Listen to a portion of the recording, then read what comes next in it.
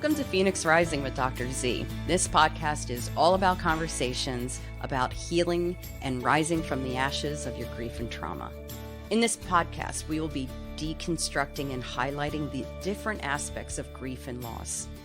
I'm your host, Dr. Christina Zampatella. Okay, today, continued bonds. That's our topic. This is a topic that's pretty near and dear to my heart.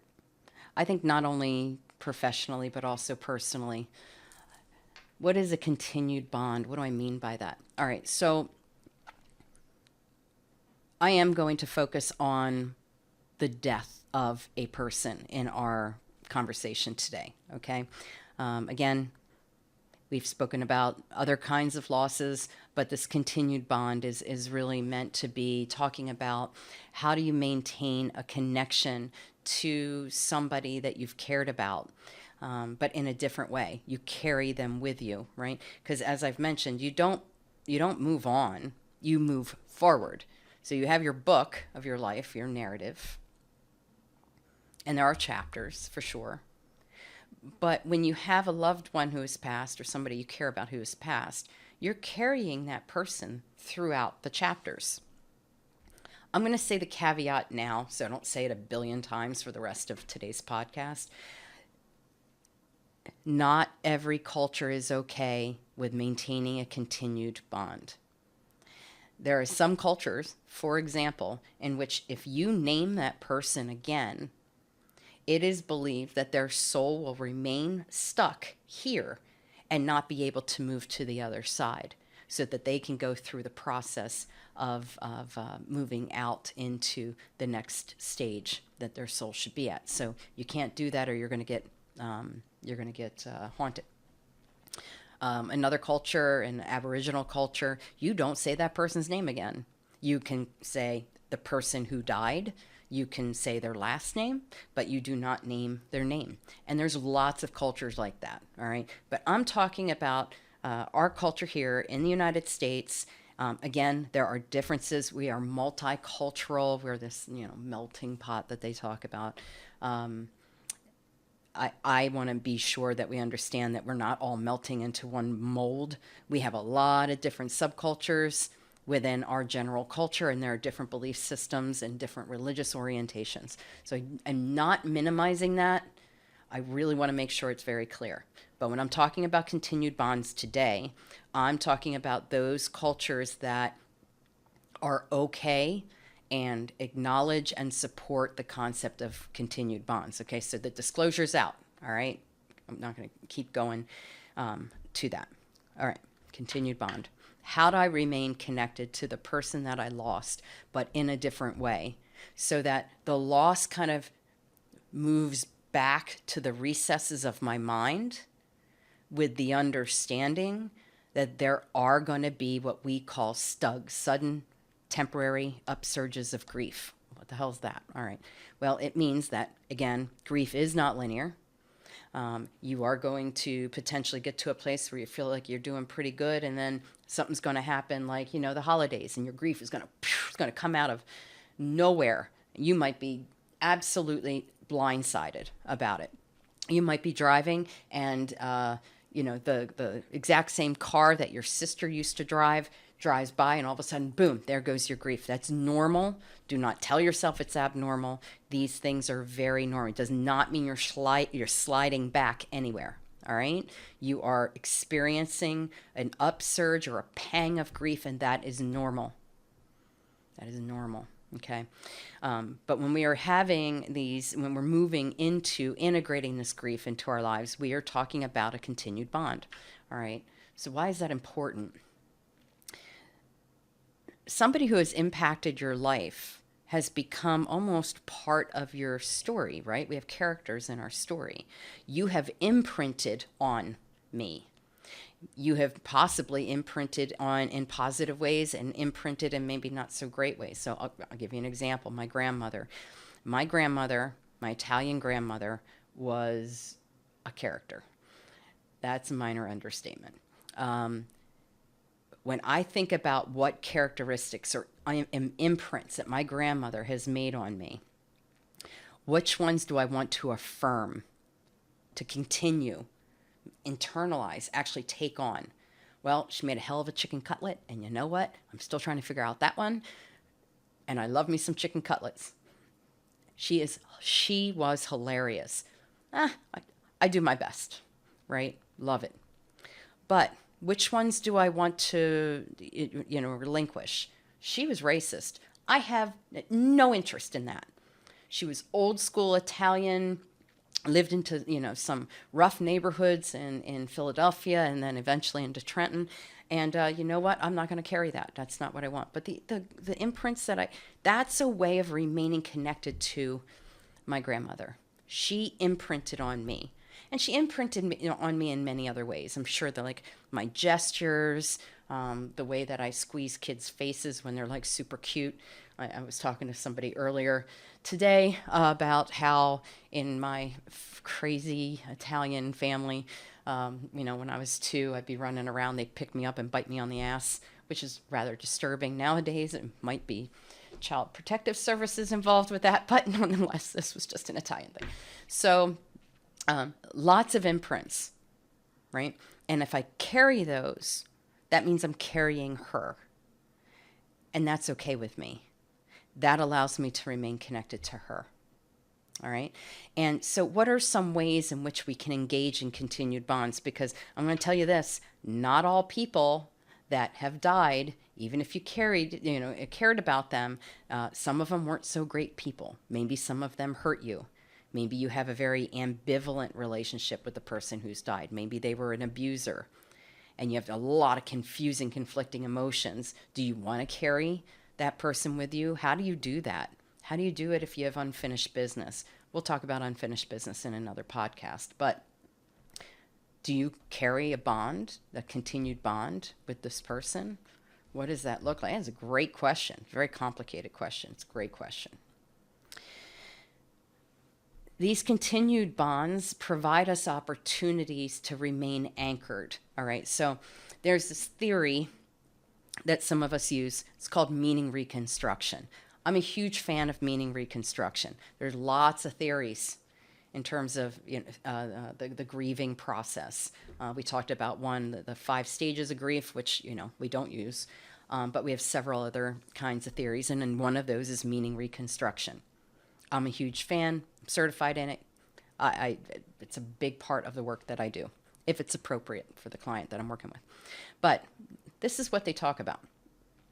If you imagine you have the line of your life, we have anchors. What are these anchors? People, spirituality, animals, things that we enjoy doing, homes that we live in, etc., friends, jobs, anything that makes us feel grounded. All right. When you have a loss of something that is an anchor, it gets pulled right up at the bedrock of your life, and you'll feel it. You'll say, I feel like I'm just floating. I'm not grounded. I have no idea what I'm doing. I'm just floating around because you're not anchored anymore. Now we have all the other anchors. Hopefully, if you don't have other anchors, now we got you really floating around out there. But we want to try to get you re-anchored. That's part of reducing the separation distress between you and the person that you lost, is to figure out ways to get you re-anchored. So when you lose somebody and we're trying to get you re-anchored, the process of maintaining a continued bond helps you re-anchor and reduce the separation distress that you might be experiencing. All right. Well, what can we do in order to maintain a continued bond with someone? There are lots of ways of doing this. I'm going to tell you a few of those. One is being able to, quote unquote, correspond with the deceased. What does that look like? Well, I'll tell you what it looks like in therapy, but I'll also tell you how you might want to do this on your own if you're not in therapy, which is fine. In therapy, I have the client write a letter to the person that they've lost. I've actually worked with people who have written letters to people who have terminated pregnancies. So this doesn't have to be, a loss of a person per se. It can be the loss of, a pregnancy, for example. Still a person. I'm not going to get into a political argument about this. Writing a letter to the deceased person. Then they come in and they read it. One couple people have had me read it out loud, but they read it, and we talk about it. How did it feel to write that letter? What were you trying to say? What did you get out of that? Then go back, write a letter back as if you are the person you wrote the letter to. And then bring that in and we explore that. This correspondence with the deceased provides an opportunity to maintain a bond and to kind of work towards internalizing what you know about that person. And maybe you're even asking for some form of advice, for example. Correspondence with the deceased. That's one way of doing it. Another way of doing it is you take a piece of paper, put a line right down the middle, and basically write back and forth. Hi, how are you? Not doing so well. I really miss you a whole lot. I wish I could see or feel or hear you, and you have an extraordinary experience. I'm always with you, and back and forth, where there is a conversation there. There's nothing wrong with that. That's you being able to take the person that you lost and bring them back to you. It's not a pathological thing to do. And pathological meaning it's not unhealthy thing to do. We talked about prolonged grief disorder in a previous podcast. Take a look at that one to see if maybe, this is becoming problematic. That's outside of the scope of our podcast today. Another way of maintaining a continued bond that I work with in therapy is something called the empty chair technique. And that's basically having the person imagine the person that they've lost in a chair in the room and having a conversation. So they'll talk to the person that they lost. Then they get up, sit in the seat, and talk back to them as if they are the person that they lost. And sometimes you do this when you're like, well, what do you imagine? Let's say you lost your mom. What do you imagine your mom might say in this situation? Well, I don't know what she would say. I'm not really quite sure. Okay, I want you to imagine she's in that chair. Ask your mom, what do you think I should do in this situation? And then we move into that. That is actually, I know that might sound a little, glitchy, for lack of a better term. That might seem rather strange, but believe it or not, there has been some amazing movement with some of my clients when they've engaged in that empty chair. Then we have linking objects. What the hell is that? A linking object. How many of you own something that used to belong to somebody that you love? Now, anytime I present, whether it's online or it's in person, tons and tons and tons of people own things that were owned by other people. Jewelry, dishes, religious texts, clothes, I think I just said that, clothes, furniture, some of the most amazing, my grandmother's ring that got passed down from one generation to the next, that kind of thing. These linking objects. So why are they, and I'll ask, why are these so important to you? It reminds me of the person that I lost. It makes me feel like he's with me. These are ways, these linking objects are ways of remaining continued. Now, these linking objects are symbols. They're symbolic of the relationship. They're symbolic of the emotions and the connection with that person. It's all condensed into this thing that you have. I remember when my house burnt down, 1995, lost everything. And I really was not, I was upset about all of it, but what I was really upset about was losing the blanket my grandmother knitted for me. I was really upset about that because that had a lot of meaning behind it, right? Was I upset I didn't have a couch? Of course, I wish I had that couch, but it wasn't owned by anybody but me. That blanket she made for me. It represented the intensity of our relationship. It was a very simple object, but it had a lot of complexity behind it.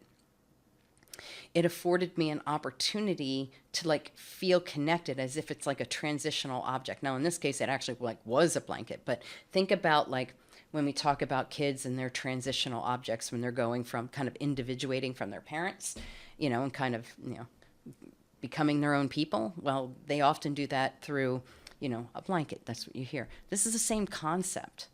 but this is a way of remaining connected to that person and all the complexity of the memories that you've had with them. I told a story in my initial podcast, the first one, about a situation in which I was having a dream, and my brother Damien was on my right hand side, and I was making brownies, and he stuck his fat ass finger in the brownie batter, the whole thing.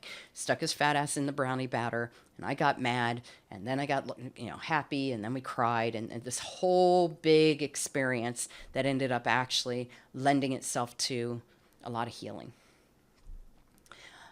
Every single year on Christmas Eve, I bake brownies. He died in 1999. This is 2022.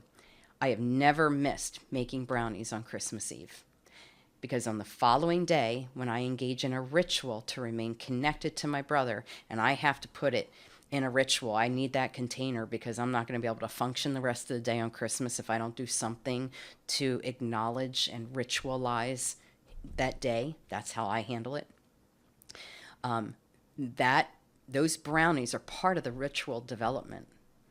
Those brownies are a linking object. And it's not like, he handed me a brownie. It was just that experience of that dream of how important that was to me. So again, brownies are a linking object to me. Hopefully they're just yummy goodness to you. Maybe a brownie is a linking object. If it is, put a comment below. Let me know, brownies are a linking object for you too. That'd be interesting. I've yet to meet anybody that way.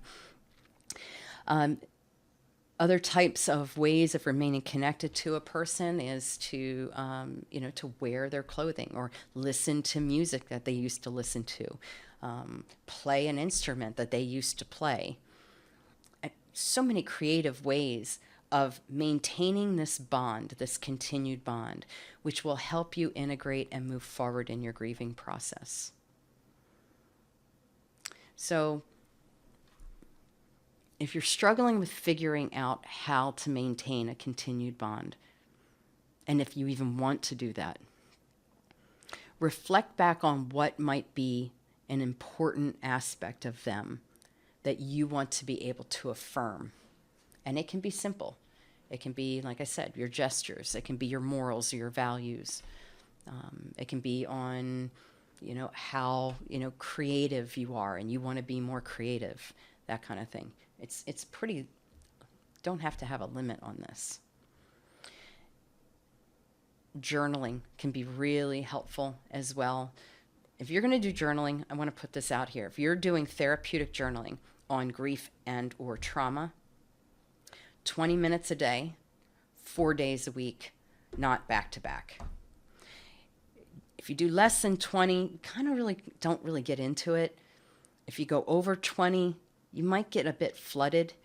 So the research actually supports the fact that 20 minutes a day for 4 days a week allow you to really process the loss. Now, make sure that if you're going to do this, if you are in therapy, make sure that you do that after you've kind of established a really good relationship with your therapist.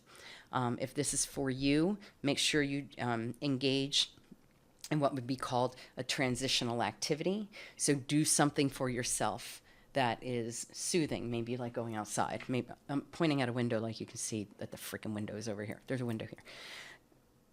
Getting outside, engaging with nature. I had one client who liked to eat a piece of chocolate when she was done. I thought that was brilliant. Anything you need in order to feel that you are going out of this really deep emotional place and being able to kind of reintegrate into your life. All right. Make sure you put that in a safe place. You don't want other people finding it. I've seen that happen and demolish relationships. And you're going to talk about those aspects of the loss that are the most upsetting, that you're not processing with anybody. And maybe even talking about the event of what happened, and then talking about your feelings, and then go back to a detail, and then go back to your feelings, like oscillate back and forth. And you can do that and talk to the person that you lost at the same time. I think those are the main ways to maintain a continued bond, but just so you know, it's okay, and it's actually okay not to. If you don't want to maintain a bond with somebody because it just doesn't feel healthy for you, then don't. but figure out how you're going to navigate those ambivalent emotions and how you're going to integrate those as you're moving forward in your life. So appreciate you being with me here today. If you have any questions, feel free to write those questions down underneath. All right, take care. Thank you for listening to Phoenix Rising with Dr. Z. If you found this podcast helpful, please share it, subscribe, and leave a rating or review wherever you get your podcasts. We want to be a resource for anyone who's experiencing loss, and this is a simple way you can help us spread the word. Check out our show description. There you'll find a link to connect with me on social media, as well as helpful articles and resources.